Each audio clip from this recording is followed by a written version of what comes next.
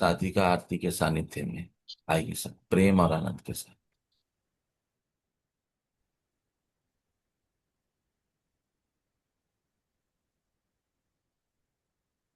सभी साधक आराम से बैठ जाएंगे।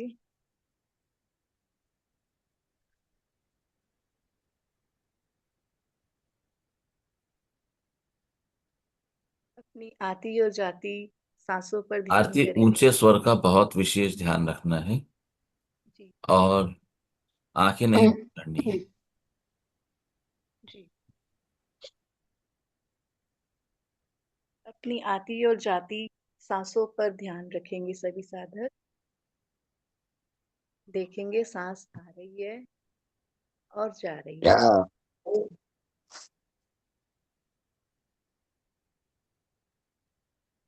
प्रत्येक भीतर जाती हुई सांस को देखें।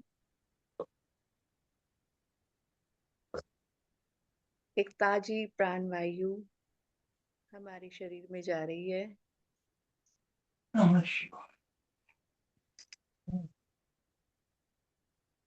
और वापस बाहर आ रही है।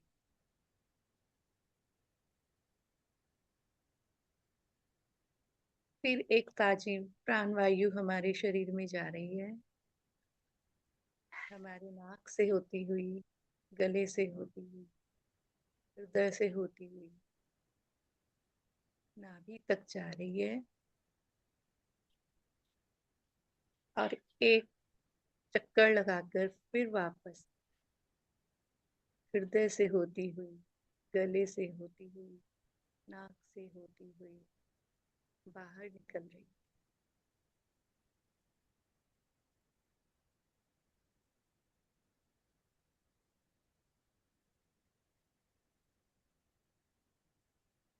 अपनी आती और जाती हुई सांस के इसी क्रम को देखते हुए आइए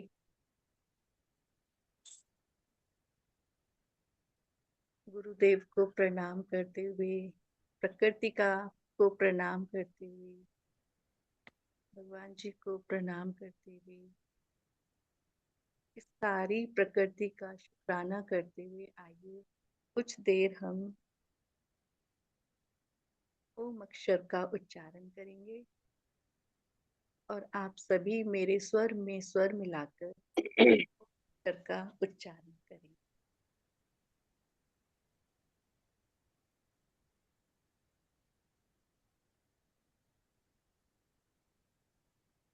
आ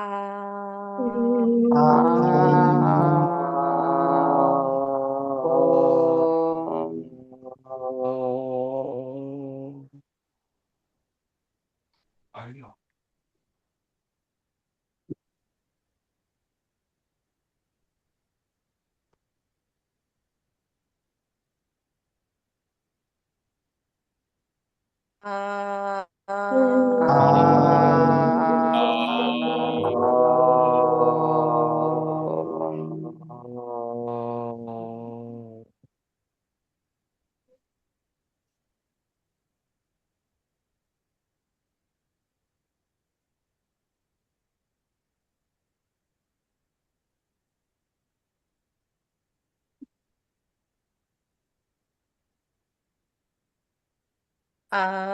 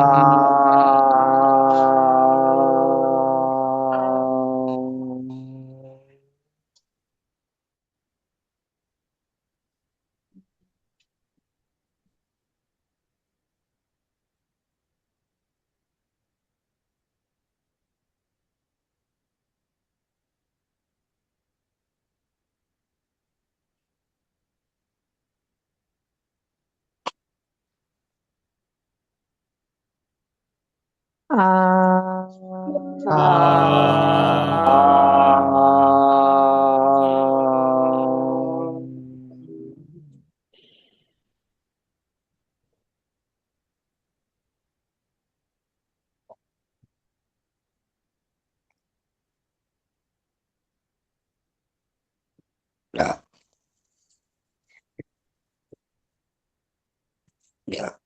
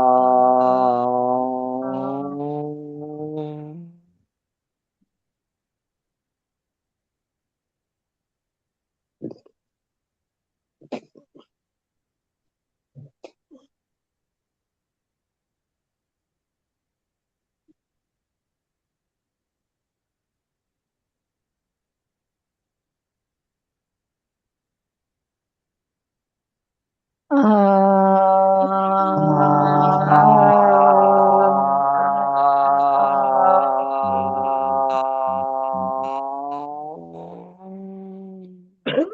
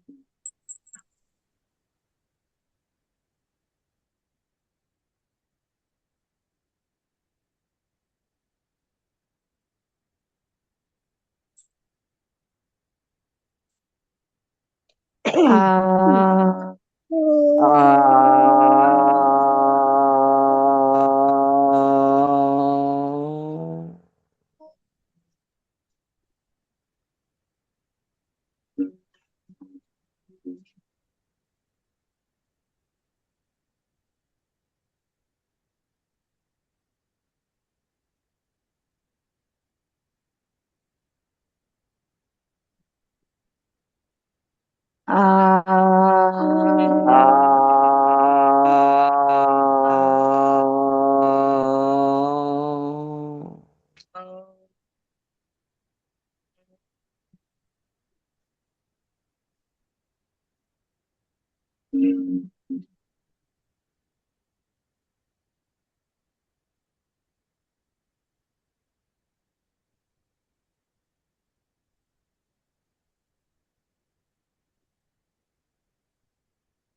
आ,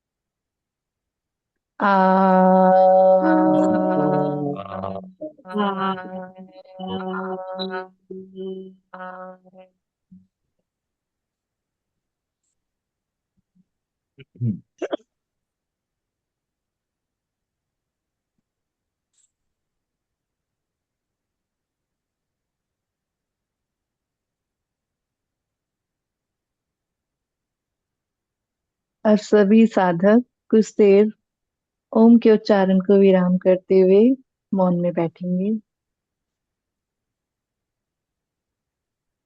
ओम के उच्चारण से जो भी ऊर्जा महसूस की है उसको महसूस करेंगे और आती और जाती सांसों पर अपनी चेतना बनाए रखेंगे।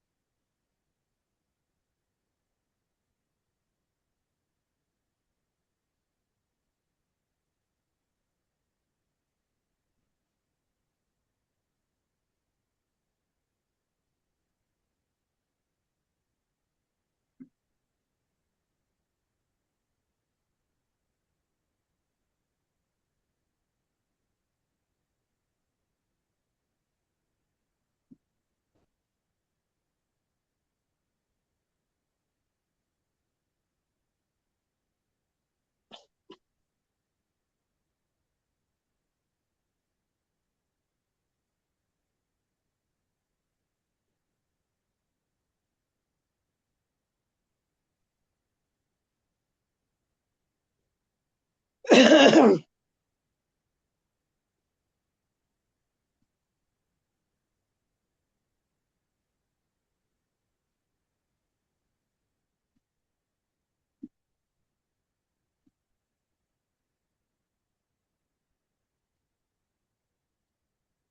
परम गुरुदेव जी के चरणों में प्रणाम करते हुए, उनका बहुत बहुत आभार करते हुए, सभी साधक ध्यान से बाहर आने का प्रयास करेंगे।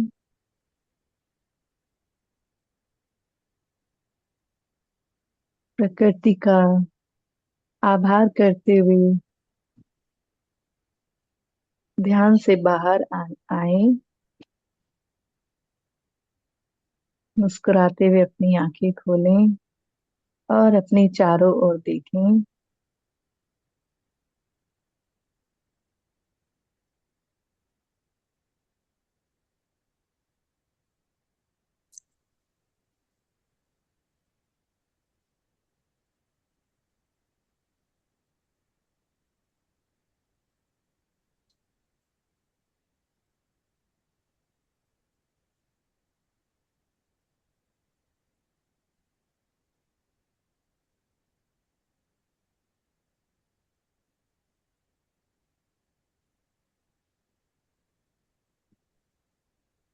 गुरु जी, आप भी ध्यान से बाहर आए।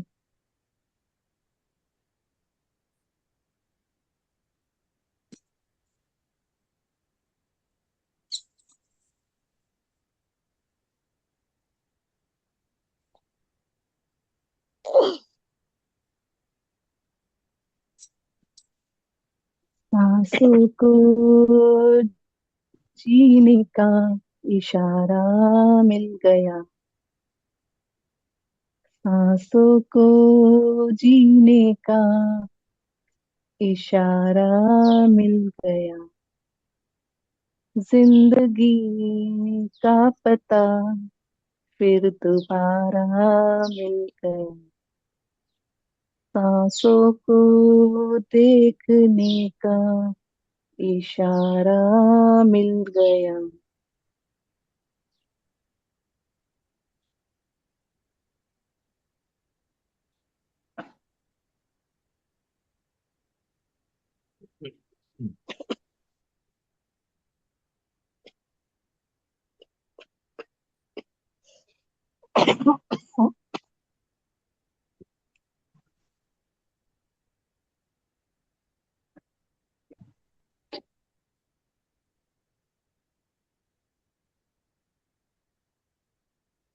नारायण हरि सर,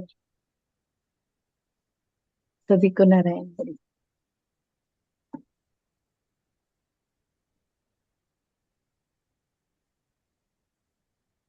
बहुत सुंदर तरह से सबको हमें ध्यान कराने के लिए आरती, आपका बहुत बहुत धन्यवाद। बहुत साफ और स्पष्ट आवाज थी। कोई साधक कुछ कहना चाहते हैं तो अपनी बात कह सकते हैं।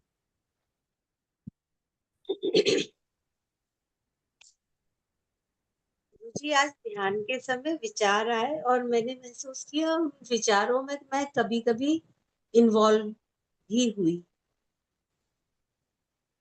और जैसे मुझे महसूस हुआ कि मैं इन्वॉल्व हो रही हूँ तो तुरंत ही मैंने अपने आप को विड्रॉ भी किया। ऐसा कई बार हुआ आज ध्यान के दौरान। और दूसरा, अभी अभी एक प्रश्न मन में आया कि हम हमारे जो घर के सदस्य हैं जो कि अ, अब नहीं है, उनकी फोटो क्यों लगाते हैं अपने घर में। और कोई साधक कुछ कहना चाहते हैं?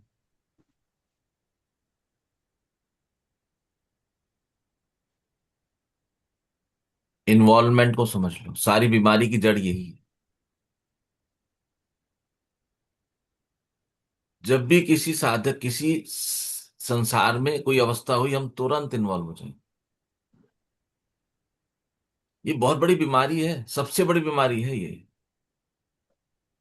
संसार की कोई अवस्था है, कोई क्रिया है, कोई विचार है, हम उसमें तुरंत इन्वॉल्व हो जाएंगे। इन्वॉल्व होने का अर्थ क्या है? कि अब मैं उसका एक हिस्सा बन गया हूं। उसका हिस्सा बनते ही आपने क्या किया? दृष्टा भाव का त्याग कर दिया। यू आर नो मोर ए दृष्टा नाउ। अब आप एक पक्ष पे आ गए, और जैसे ही आप पक्ष पे आओगे तो आप वही एक सावन के झूले के ऑक्सीलेशन बन जाओगे, कभी इधर कभी उधर, कभी इधर कभी उधर। बहुत लंबे ध्यान के बाद, मेहनत के बाद समझ आता है कि भाई मैं विचार में इन्वॉल्व हुआ या मैं विचार में इन्वॉल्व नहीं हूं। और जैसे ही आपको समझ आएगा भाई तू तो इन विचारों में इन्वॉल्व हो गया, मतलब हर लेवल पे, संसार में भी, ध्यान में भी, भौतिक स्वरूप में भी, और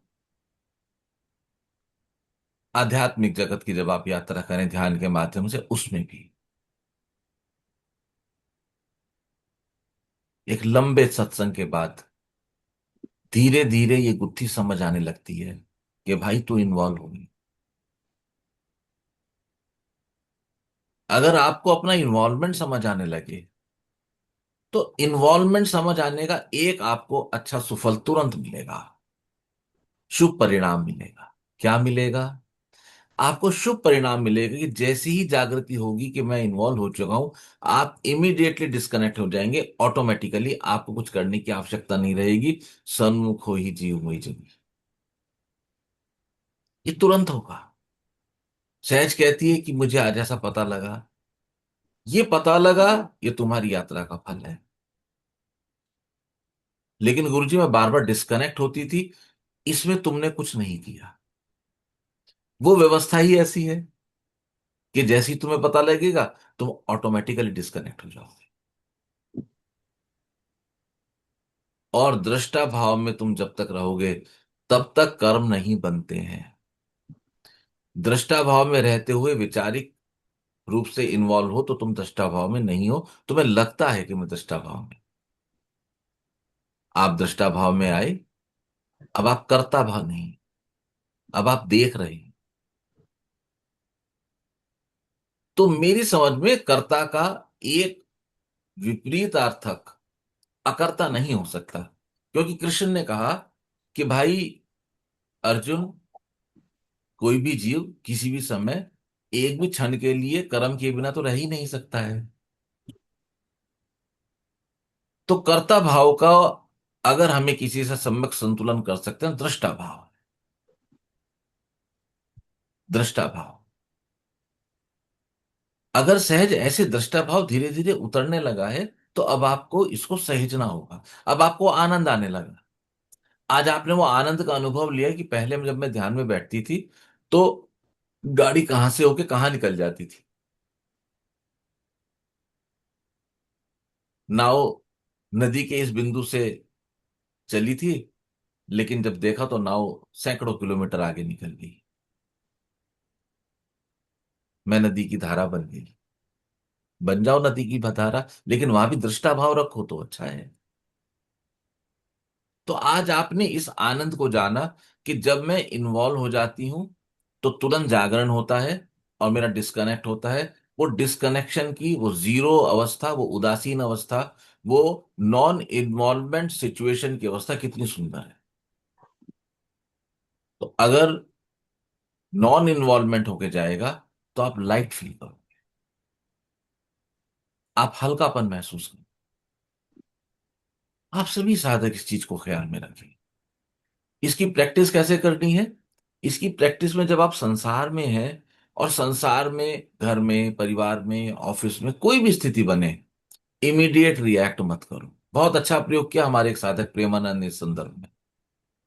और वो हमें पिछले साल, 2 साल से, बरस, 2 बरस से इस बारे में लगातार खबर करते हैं। यही करते हैं, वो और कुछ नहीं करते।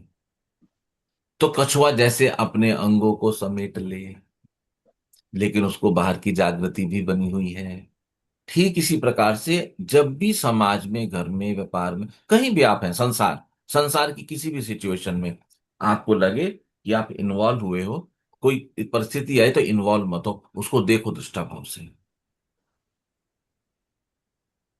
उसको देखिए आप दृष्टा भाव से। मेरे साथ कल इस संदर्भ में एक बड़ा अच्छा अनुभव, मैं आपको बताता था कि कल मैं मेरठ में एक शादी में था।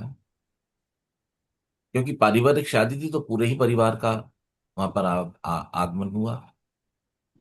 और क्योंकि अब जो बड़े चाचा जी हैं और चाची जी, वो क्योंकि परिवार के मुखिया हैं, तो लगभग सभी लोग उन्हीं के इर्द गिर्द बैठे रहते हैं। चाचा जी मुझे विशेष स्नेह करते हैं, बहुत विशेष, चाची जी। तो मैं सौभाग्यशाली महसूस करता हूं कि मुझे उनका प्रेम मिलता है। और किसी भी फंक्शन में होते हैं तो मैं चाचा जी के पास ही बैठता हूं, मैं दूर नहीं बैठता, बिल्कुल उनके समय, जितना संभव हो सके। और वो क्योंकि कवि मिजाज के व्यक्ति हैं तो वो कुछ कविताएं भी कहते हैं, बातें होती हैं आराम से। तो जब कल चलने लगे,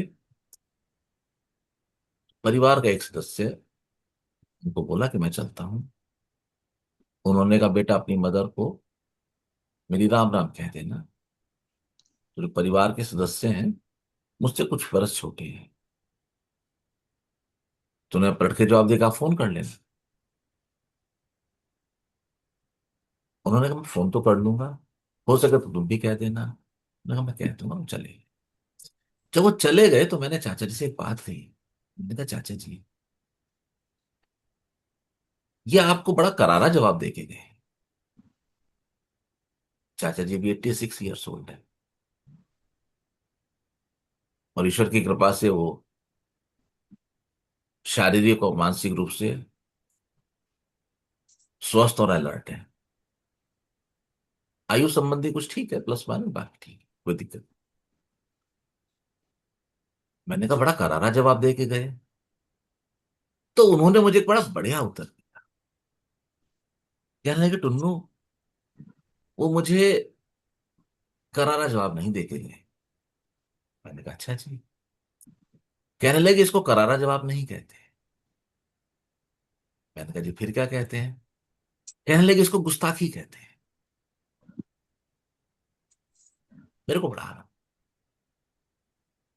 लेकिन जब ये गुस्ताखी उनकी शान में हो रही थी, चर्चा हो रही थी, मैंने उसके बाद इस चीज का अनुभव किया कि चाचा जी को क्लियर था कि गुस्ताखी है, लेकिन चाचा जी ने एक बार भी उसमें इन्वॉल्व होकर रिएक्ट नहीं किया। उनका प्रेम की जो लय थी वो बनी रही।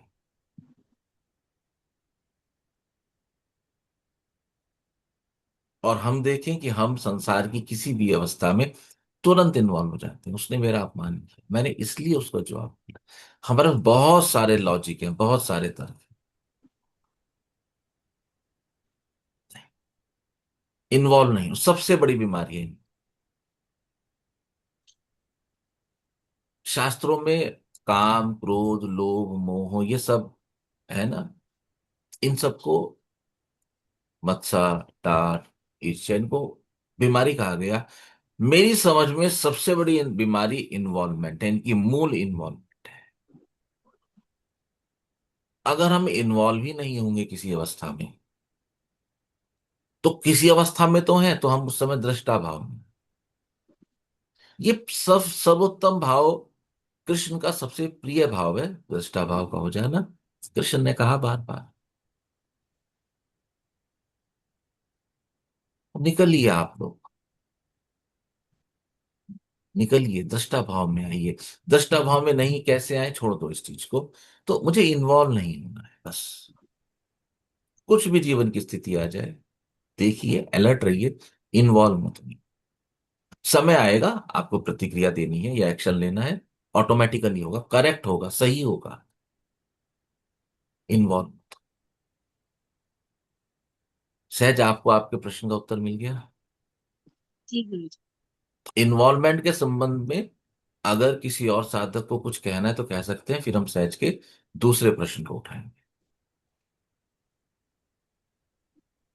आप गुरु जी, सहज का कोई कुछ कह रहे थे? हाँ। ऐसी सिचुएशंस कभी कभी होती हैं संसार में जिसमें आपको बहुत ज्यादा टाइम नहीं होता, जैसे किसी से डिस्कशन चल रहा है। जैसे मैं अपना एग्जांपल लूँ तो पेशेंट से रिलेटेड कुछ बात चल रही है, सहमति असहमति होती है, क्योंकि टीम वर्क है एक तरह से, और भी स्पेशलिटीज के लोग आते हैं। तो वहाँ टाइम नहीं होता, तो रिएक्ट ना करें, अगर रिएक्ट नहीं करें और रेस्पेक्टफुली बात करें।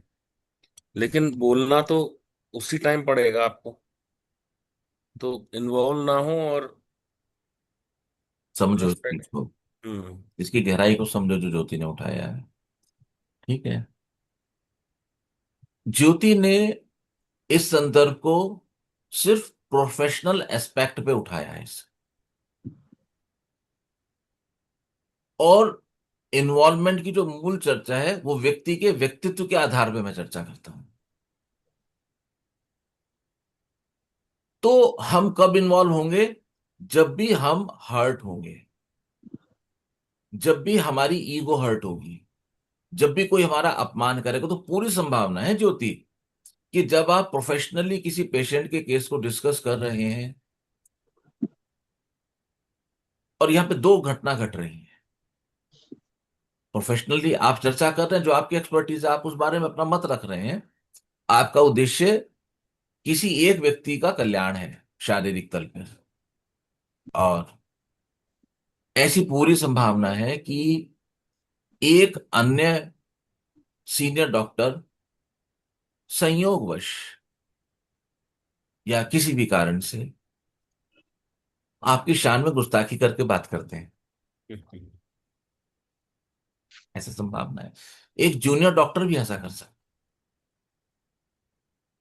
वहां आपको सचेत दृष्टा भाव में रहना है कि मेरा कार्य यहां पर मेरी अपनी व्यक्तिगत सम्मान, व्यक्तिगत बात नहीं है, ये पेशेंट की बात है। तो मैं अपनी बात की सीमा का निर्धारण करता हूं।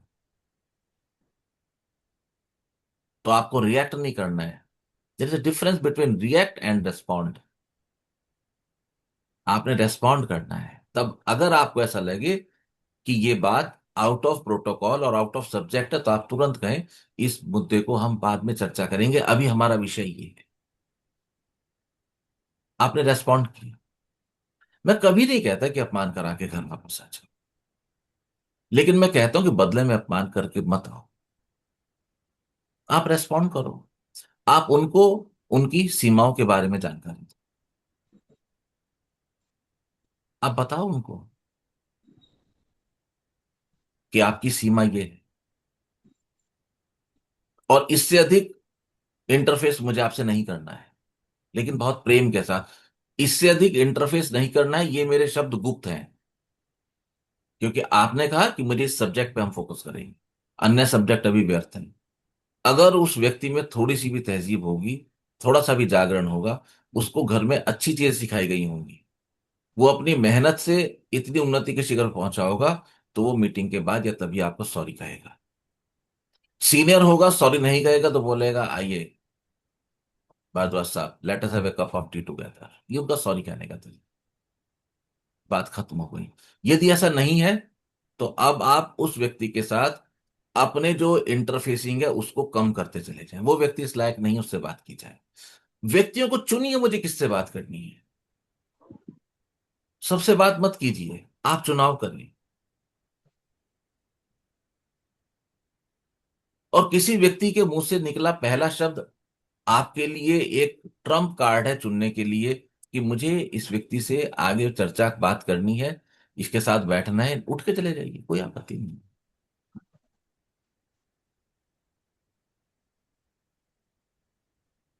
आप अपने केंद्र पर रहते हुए संसार में बरत रहे हैं। तो as a person, Ashutosh Bhardwaj, as a person, आपका एक मिनिमम रेस्पेक्ट लेवल है जो आपको प्राप्त होना चाहिए। फिर अगर आपका प्रोफेशन डॉक्टरी है, उस डॉक्टरी में आपको कुछ समझ है, तो उस समझ के लेवल पे जितनी आपको समझ है उसका भी एक सम्मान होना चाहिए। किसी को राइट नहीं है आपका अपमान। आपको भी नहीं राइट है किसी का अपमान करने का। तो यदि कोई चूक करके चला जाए तो आप क्या करोगे? तो आप सिंपली उनको उनकी सीमाओं का ज्ञान कराओ, सिंपली उनको उनकी सीमाओं का ज्ञान कराओगे, और अपना जो इंटरफेसिंग है वो धीरे से अनलॉक करने की चेष्टा करो। बहुत संभव है कि अगले 10 साल तक एक ही अस्पताल में आपको 7 काम करना पड़े। तो यदि आपको अपनी सीमाओं का भान है तो आप 10 साल बाद बढ़िया काम करेंगे उनके साथ। नहीं तो अगली दूसरी या तीसरी मीटिंग में विवाद होगा ही होगा। अब उनके साथ क्या होगा अलग बात है, लेकिन यदि मेरे साथ विवाद होगा तो वो कहीं ना कहीं मेरी शांति तो भंग करेगा ही, मुझे तो मेरे केंद्र से हटाएगा ही। अपने केंद्र पर रह के बात करो। जब आप अपने केंद्र पर रह के बात करते हैं तो आप किसी का अपमान नहीं करते। मैं आप लोग को अक्सर कहता हूं ना, मेरी कोई इज्जत नहीं, मेरी कोई बेइज्जती नहीं। नहीं। और ऐसा नहीं है कि मैं अपमान करा के चुप होके वापस आ जाता हूं, अंदर घूमता रहता हूं, नहीं, ऐसा कभी नहीं। हाँ, मुझे ये निश्चित है कि यदि मुझे लगता है कि ये व्यक्ति का जो मत है वो मेरे मत से थोड़ा अलग है या विपरीत है, तो मैं अपने इंटरफेसिंग कमजोर करना शुरू कर देता हूं। वो भी इस तरह से नहीं करता कि उनको पता लगे कि हम उनसे बात नहीं कर रहे।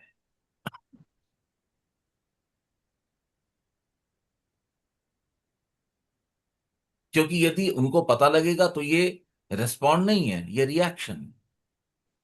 और रिएक्शन होगा तो उस पर फिर एक और रिएक्शन या एक्शन होगा, या एक्शन होगा तो उस पर रिएक्शन होगा।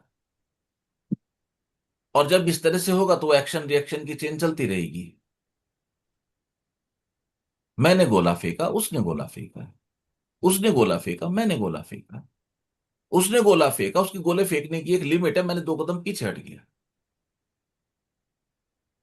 उसका गोला फेल हो गया।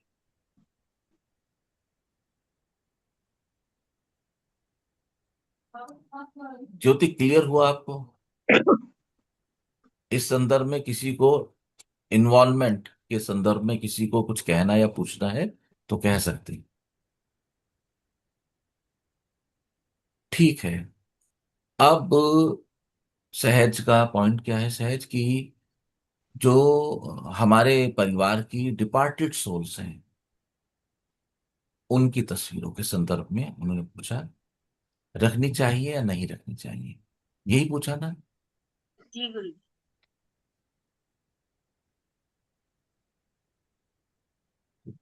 2-3 आधार समझ लेंगे इस बात को। सबसे पहले जो डिपार्टेड सोल्स हैं उनसे हमारा एक इमोशनल कनेक्शन है।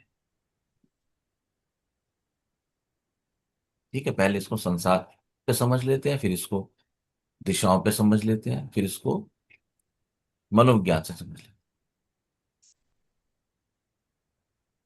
तो हमारे एक इमोशनल कनेक्शन है, उनको ख्याल में लेते हैं, याद आते हैं। हमारे प्रिय हैं तो याद आते हैं, अप्रिय हैं तब भी याद आते हैं। क्योंकि ये तो संभव है ना, संसार में जो लोग चले गए उनसे हमारे संबंध मधुर, और हो सकता है मधुरता से भरे हुए ना भी हो, तो हम उनको रखते हैं, हम उनको स्नेह करते हैं, इसलिए हम उनको रखते हैं।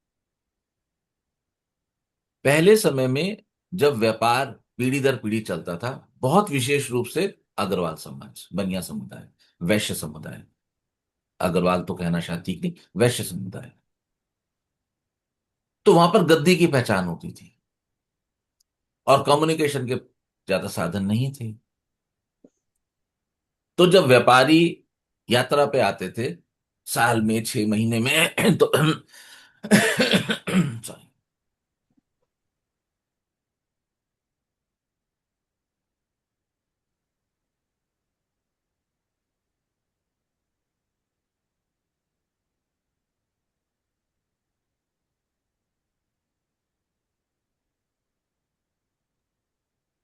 तो जब यात्रा पे आते थे और गद्दी पे लाला जी नहीं है, अब उनको कैसे पता लगे, खबर कैसे हो, परस्पर रिएक्शंस कैसे हो? क्योंकि जो क्लोज व्यापारी है उनको तो चिट्ठी से खबर होगी 13वीं की, लेकिन व्यापार तो बड़ा है, सबको नहीं की जा सकती। तो गद्दी के ऊपर लाला जी की एक तस्वीर लगा दी जाती थी, उस पे आदर पूर्वक एक पुष्प अर्पित कर दिया जाता था, पुष्पमाला। कुछ लोग उसको रेगुलर बदलते भी थे। तो एक कम्युनिकेशन था कि वो पधार चुके हैं, वो सिधार चुके हैं, और अब इस गद्दी पे ये व्यक्ति है। तो कोई व्यक्ति आए, उनका पुराना संपर्क 4 साल 2 साल बाद आए, देखा, तो वो अपने भाव को एक्सप्रेस कर सकते हैं, भाई देखो लाला जी ने रहे, हमारे जैसा संबंध था, एक कम्युनिकेशन था। और जो गद्दी पे बैठ रहे हैं, उनके ग्राउंड पे ये एक सम्मान था कि आप ही की दी हुई ये गद्दी है, आपने खून पानी से सींची थी, हम तो यहाँ बैठ के आनंद कर रहे थे। एक ऐसा एक्सप्रेशन था। व्यापारिक तल पे, संसारिक तल पे हमने बात करी। दिशाओं के तल से अगर कहा जाए तो जितना मैंने शास्त्र अध्ययन किया, मुझे अभी तक नहीं मिला कि जिसमें ऐसा कहा हो कि डिपार्टेड सोल की तस्वीर आपको लगानी चाहिए। क्योंकि दक्षिण यम की दिशा है साउथ, तो इसलिए दक्षिण दिशा पे लगाने का प्रावधान बताया जाता है। यदि मुझसे लोग पूछते हैं, मैं कहता हूं दक्षिण दिशा पे लगा लीजिए, तो दक्षिण दिशा पे लगा लेना चाहिए। इसका मनोवैज्ञानिक तल समझेंगे। डिपार्टेड सोल में जनरली आपके माता पिता या सास ससुर आएंगे, या तो ईश्वर ना करे किसी का कोई भाई बहन जल्दी चला गया वो आए। आमतौर पर यही आते हैं। गुरु भी आते हैं। माता पिता के आधार पर समझेंगे तो सब क्लियर हो जाएगा, फिर गुरु के आधार पर भी समझ लेंगे। यदि आपने जीते जी माता पिता की सेवा करी है, सेवा ये नहीं कि वो बीमार हो खटिया पे पड़े तभी मैं उनकी सेवा करूं, वो स्वस्थ हैं, चलते चलते चले गए, लेकिन वो आपसे प्रसन्न गए, आपने उनका ध्यान रखा। अब आप तो यहां हैं और वो गांव में हैं, हमें तो सेवा का अवसर ही नहीं मिला, ऐसा थोड़ी है। आप उनको फोन पे बात करते हो ना, एवरीडे। आपने नियम कि जब भी अवसर मिलेगा, 10 दिन में, 15 दिन में, महीने में हम चले जाएंगे, मिल के आएंगे। आप उनको, पापा ठीक हो ना, मम्मी ठीक हो, कोई दिक्कत तो नहीं है। और आप तो उनसे भी 500 किलोमीटर दूर भी हो। एक दिन पिताजी ने कहा तेरी माँ को बुखार हो गया, तो क्या करोगे? वो दोनों फिजिकली सक्षम है, बुखार हुआ है, आप तुरंत डॉक्टर बुक करोगे, या तो इस व्यवस्था को हैंडल करने के लिए आपने उस शहर के एक डॉक्टर से अपनी मित्रता रखी हुई है।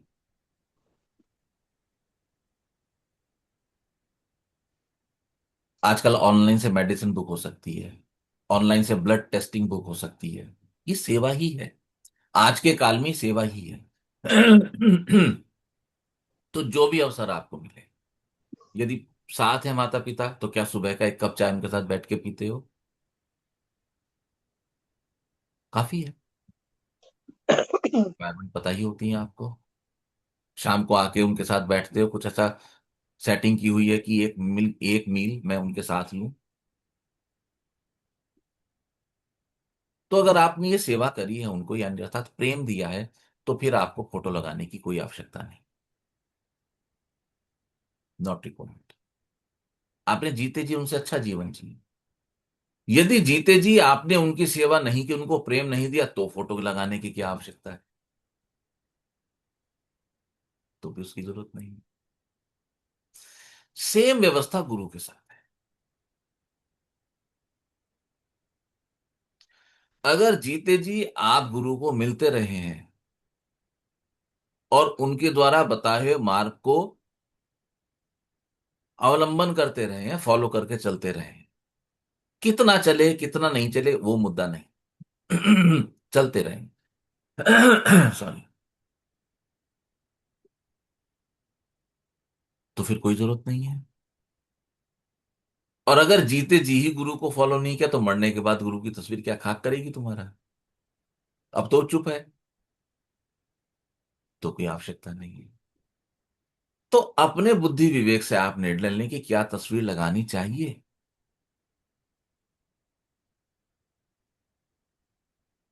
मैंने अपने यहां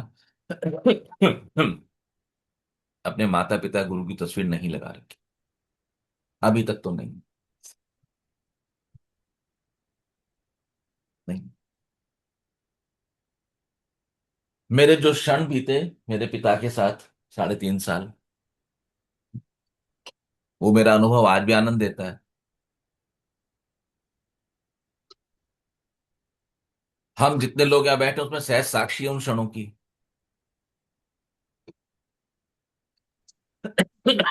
सॉरी।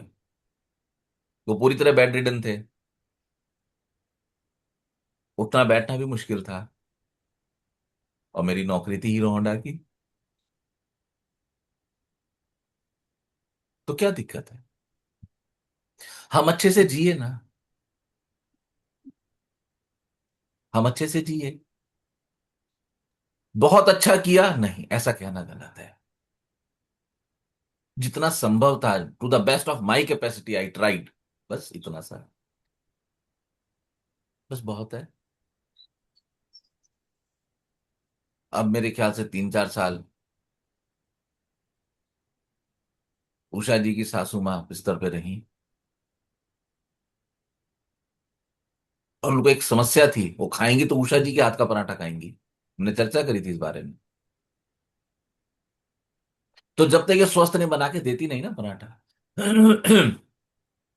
जब ये अस्वस्थ हो गई तो इन्होंने फिर खाने वाले लगाई। हमने चर्चा भी हुई थी अक्सर, नर्सिंग के लिए सब सब चर्चा ठीक है, करी व्यवस्था। जरूरी नहीं है शरीर से करो, शरीर की एक सीमा है करने की।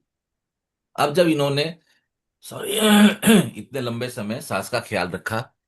अब तस्वीर लगा लो ना लगा लो एक ही बात है, जीते जी ख्याल रखा ना।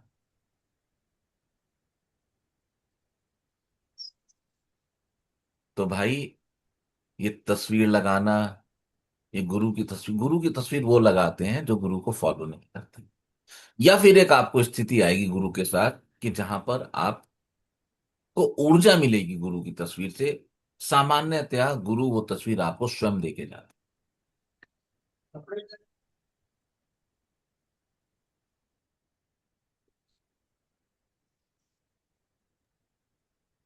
तो यदि गुरु आपको, गुरु की विशेष कहते हैं, यदि गुरु आपको तस्वीर दे जाए तो तस्वीर आप अपने सिरहाने या कहीं भी रख सकते हैं। लेकिन सामान्यतः मैं गुरु की तस्वीर को मंदिर में रखने को अभी तक सलाह नहीं देता। मेरे अनुभव है एक बहुत अच्छा। श्री माता जी का नाम आपने सुना होगा ना, है ना? सहज योग आज का महायोग। उनके कुछ फॉलोअर मेरे साथ जुड़े हुए हैं और मेरे से कंसल्टेशन लेते हैं। बात होगी मेरे ख्याल से, मैंने शायद चर्चा की थी, 12 साल पुरानी, 12-14 साल पुरानी बात हो। हम उनके फॉलोअर के घर गए तो वो श्री माता जी के फॉलोअर हैं। और उनके मंदिर में श्री माता जी की ही तस्वीर है, बस और कुछ नहीं। अब माता जी का नाम तो मुझे ध्यान नहीं, पर शायद श्री माता जी के नाम से आपको याद आ गया होगा, है ना? श्री माता जी निर्मला देवी। हाँ, माता जी निर्मला देवी। श्री गूगल। माता जी उनको बोलते हैं, बिल्कुल ठीक कहा आपने। सहज योग आज का महाराज। और सौभाग्य की बात ऐसी भी है कि माता जी की समाधि यहीं पास में ही है, द्वारका में, दिल्ली में। मैं अक्सर जाना नहीं हुआ, लेकिन माता जी के एक फॉलोअर हैं, वो भी आके मेरे साथ जम गए कि चलो मैं आपको लेके चलूं, तो मैंने कहा चलते हैं। पर 2 संडे से मैं क्योंकि ऑक्यूपाई हूं तो जा नहीं पा रहा हूँ। आई थिंक ला 15 दिन पहले शायद माता जी का बर्थडे या निर्वाण दिवस भी था, कुछ ऐसा था। महीना पहले, महीना 20 दिन हुआ हो। तो हम जब इनके घर गए तो ये तो है, ये गुरु माँ की कोलीग हैं जिनकी मैं चर्चा आपको कर रहा हूँ। तो उनकी कोलीग और उनके हस्बैंड वो बहुत प्रेम करते हैं मेरे को। उनको कुछ समस्या थी तो मैं उनके घर गया था, हम दोनों ही गए थे। तो उनके मंदिर, वहां पे श्री माता जी से मेरा पहला मुलाकात जिसे कह सकते हैं। उससे पहले मैं श्री माता जी के बारे में सिर्फ दो ही बात जानता था। एक तो उनकी बिंदी बहुत आकर्षक, बहुत ऊर्जा का किंग। और दूसरा उनका जो लाफिंग फेस है, वो प्रेम से भरा हुआ।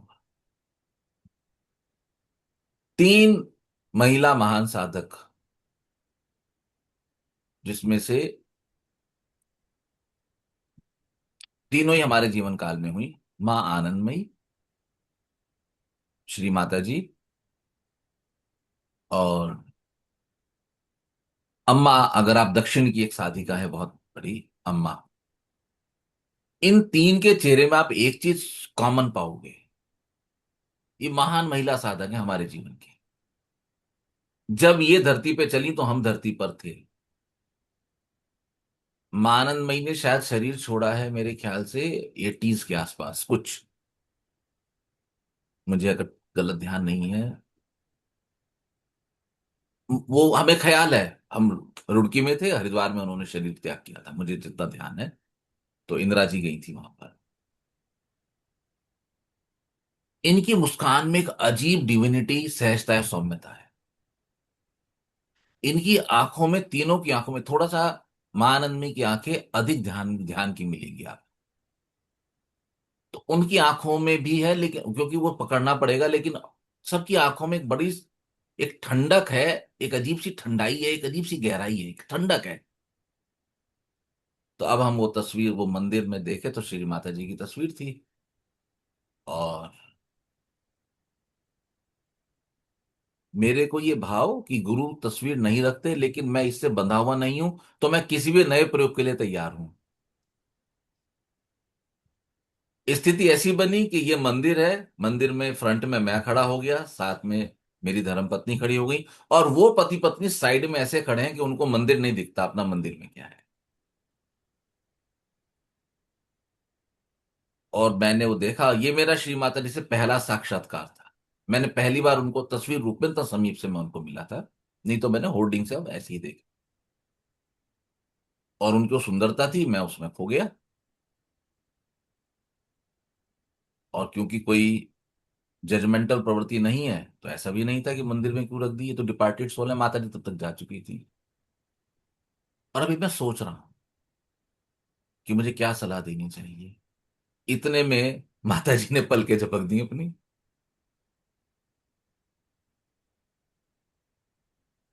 इतनी बड़ी तस्वीर, उन्होंने पलके झपक दी। अच्छा भाई, तो आपको इस बात की जानकारी है कि मैं अंधविश्वास में बिल्कुल विश्वास नहीं करता। मैं चीजों को कसता हूं कसौटी पे। तो ये एक, हो सकता है मेरा वहम भी रहा हो, और ये विचार मेरे भीतर उठे कि ये सच्चाई है या क्या। और मजे की बात ये है कि वो कपल बिल्कुल चुप खड़ा है। ये 5-7 मिनट की क्रिया है, कोई कुछ नहीं बोला। अब हम, ये विचार भीतर उठे तो दोबारा, 2 बार का मुझे बिल्कुल स्पष्ट। चलो ठीक है, मैंने उनको जो सलाह मुझे लगी उचित मैंने दी। मैंने कभी, माता जी का आपको भाव है तो आप रखिए, क्या आपत्ति है। लेकिन क्योंकि माता जी की जो शिक्षा है वो ध्यान प्रधान है, तो आपको शिक्षा ध्यान करना चाहिए, नहीं तो फिर तस्वीर रख के तो लाभ नहीं। ऐसा मैंने उनको सलाह दी, और फिर हम जो संसारिक था, चाय नाश्ता करके आ गए वहां से। जब हम गाड़ी में बैठे, तो मेरे को गुरु माने का मुझे आपसे कुछ कहना है। और मेरे को समझ आ गया क्या बोलने वाले हैं। मैंने कहा भाई कहिए।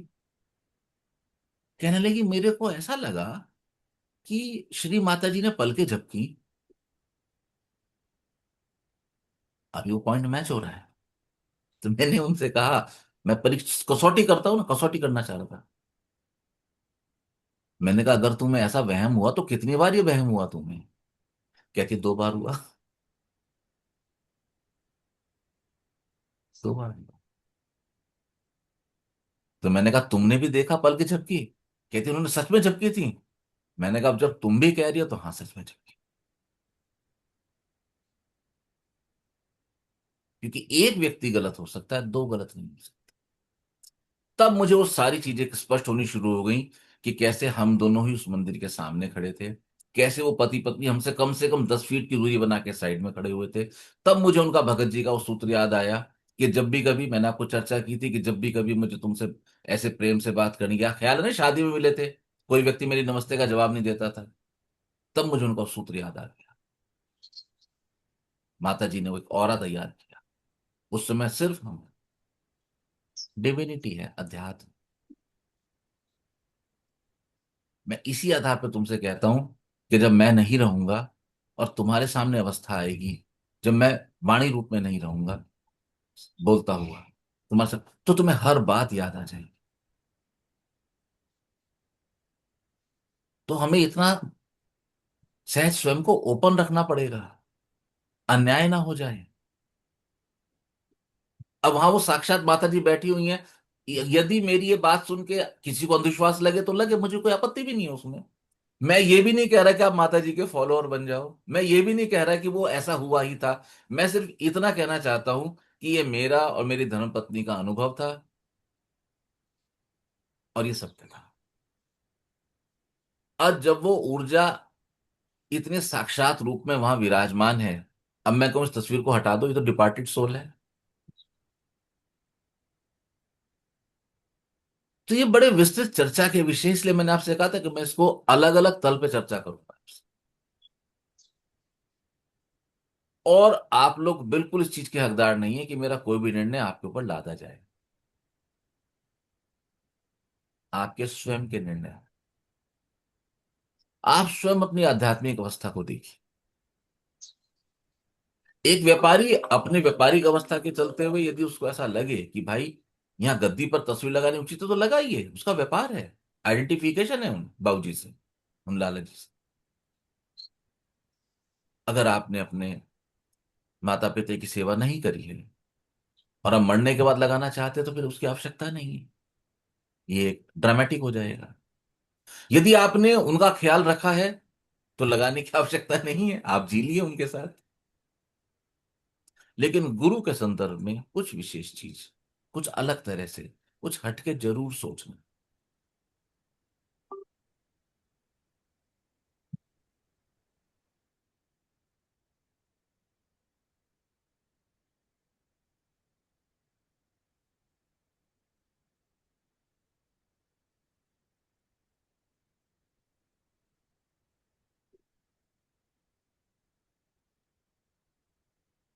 तो तस्वीर लगाने के संदर्भ में आपको आपके प्रश्न का उत्तर मिल गया सहज। जी अपना गुरुजी। निर्णय लो, किसी के कहे अनुसार मत चलो।